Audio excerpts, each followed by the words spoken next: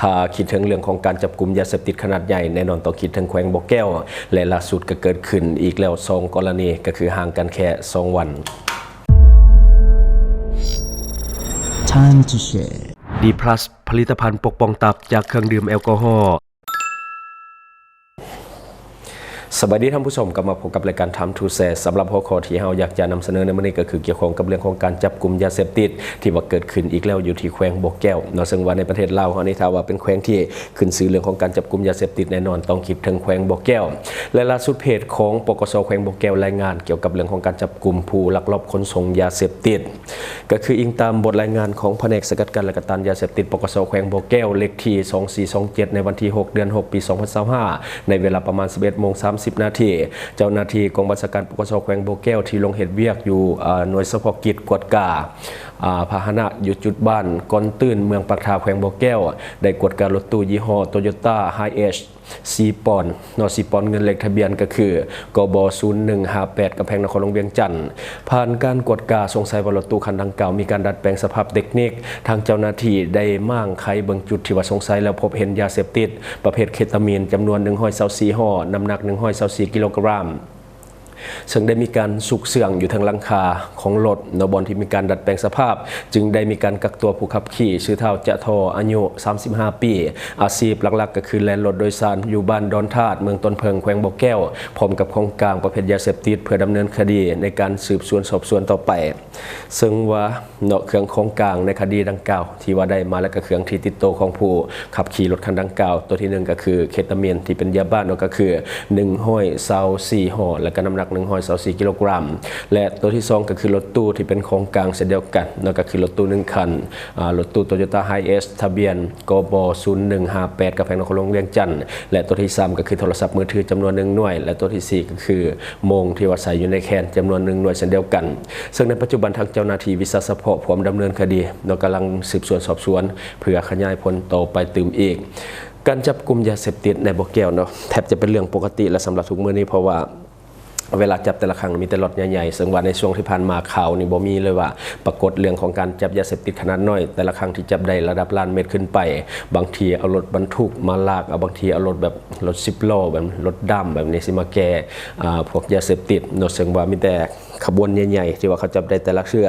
ส่วนใหญ่ระดับล้านเม็ดหรือว่าหลาย10 ล้านเม็ดขึ้นไปซึ่งเจ้าหน้าที่ปกส.แขวงบ่อแก้วก็ได้โชว์ผลงานออกมาเรื่อยๆซึ่งด้านที่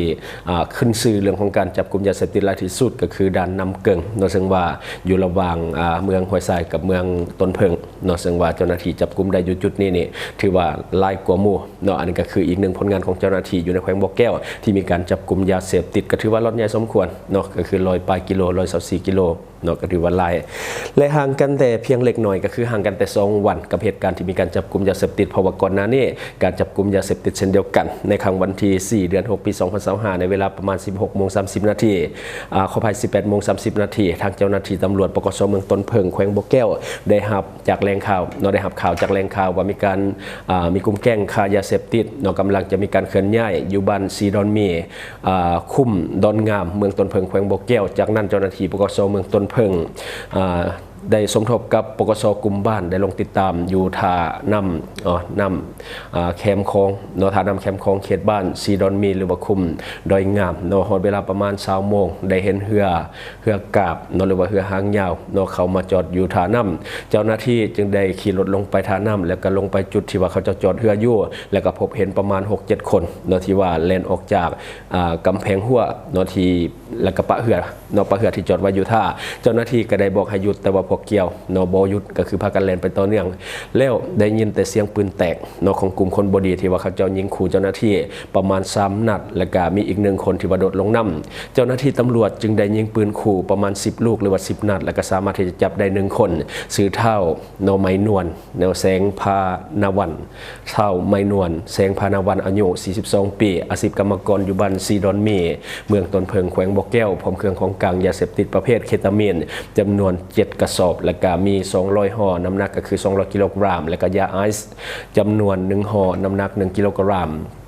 พร้อมด้วยรถ3ล้อเนาะรถ3ล้อไฟฟ้าจำนวน1คัน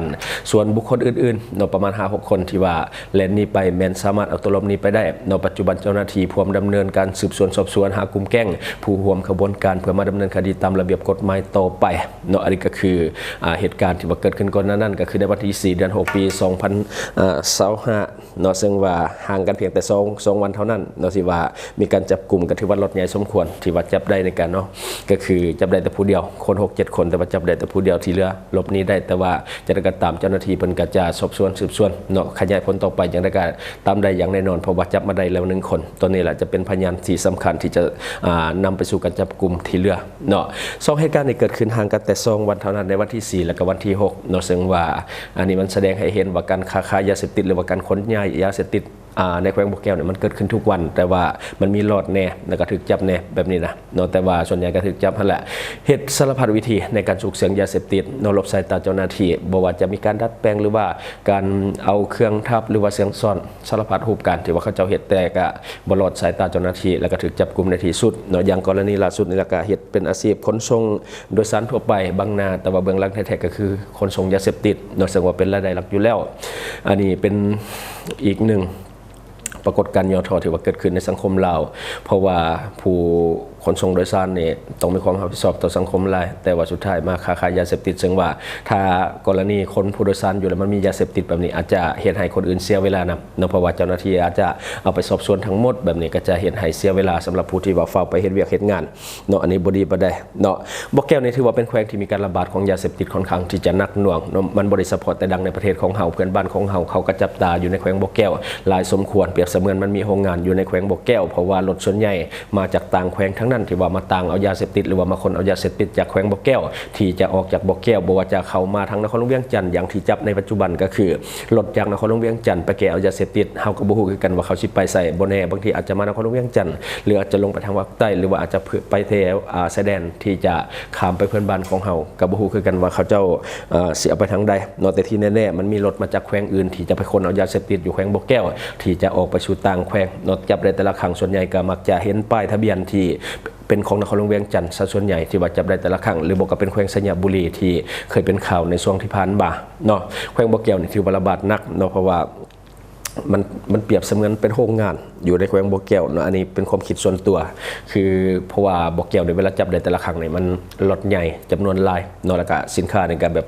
ใหม่ๆเอี่ยมๆเนาะบวกกับว่าบ่อแก้วเนี่ยมันเป็นแขวงที่เป็นพื้นที่ยุทธศาสตร์กันคือมันตั้งอยู่ในจุดสามเหลี่ยมทองคำเนาะสามเหลี่ยมทองคำที่เป็นเขตที่ขึ้นชื่อเรื่องของการค้าขายยาเสพติดตามแนวชายแดนเนาะอันนี้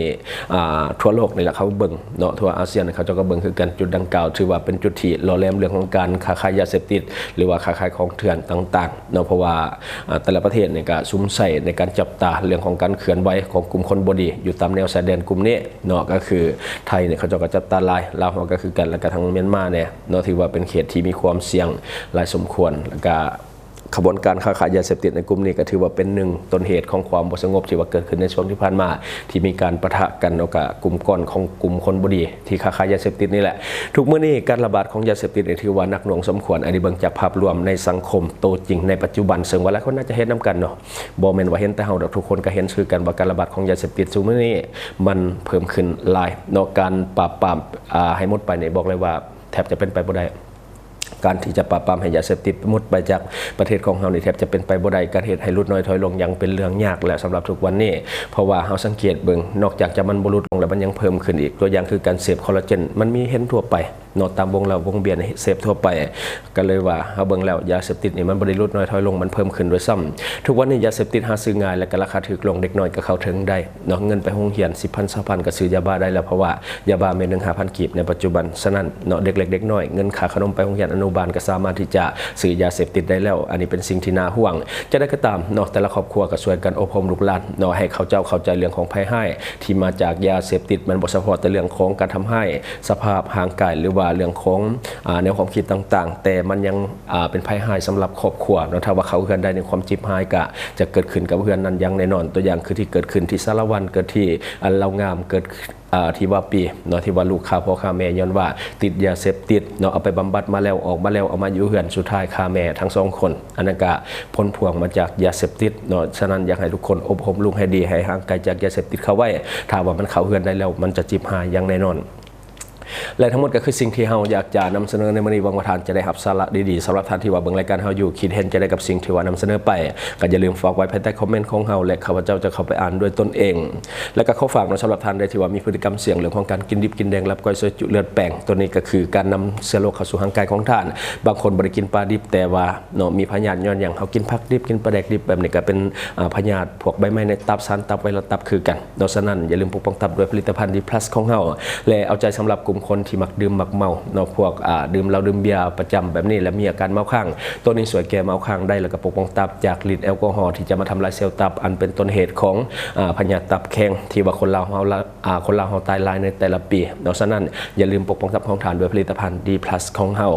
และก็ข้อฝากนะสำหรับท่านใดที่ว่ามีแผนจะก่อสร้างเรือนซานบ้านซองหรือว่าตึกอาคารทั่วไปก็ดีเนาะก็คืออยากให้เอิ้นหาบริษัทของพวกเราก็คือบริษัทเพชรสุขมิตรไซเจริญทรัพย์จำกัดผู้เดียวเฮารับเหมาก่อสร้างครบวงจรตั้งแต่มีการสำรวจการออกแบบการก่อสร้างและก็ยังเป็นที่ปรึกษาโครงการนำด้วยเนาะอย่าลืมสำหรับท่านใดที่ว่ามีแผนจะก่อสร้างบ้านเรือนอาคารทั่วไปเฮารับทั้งหมดอย่าลืมเอิ้นไซเนาะบริการของบริษัทพวกเราบริษัทเพชรสุขมิตรไซเจริญทรัพย์จำกัดผู้เดียว